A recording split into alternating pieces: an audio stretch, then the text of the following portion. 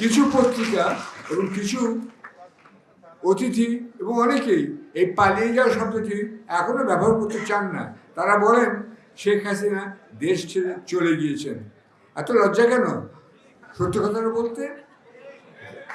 আপনাদের মনে করে দিতে চাই, এই স্বৈর শাসক বর্তমান সরকারের প্রধান উপদেষ্টা নোবেল বিজয়ী ডক্টর মোহাম্মদ ইউনূসকে পদ্মা নদীতে 2 বার চুবিয়ে ওঠাতে হবে।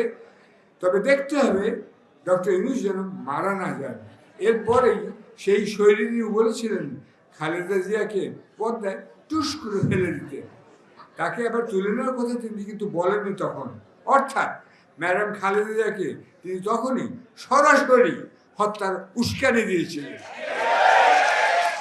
সকলের সামনে। আপনারা ভেবে দেখুন কতখানি নির্মম, নিষ্ঠুর, নির্লজ্জ, খুনি হলে এমন কথা সবার সামনে তিনি বুক ফুলিয়ে বলতে পারেন। চিতল মাছ খেয়ে তার বুক অনেক বড়ও হয়ে গেছে, আমি লক্ষ্য করেছি।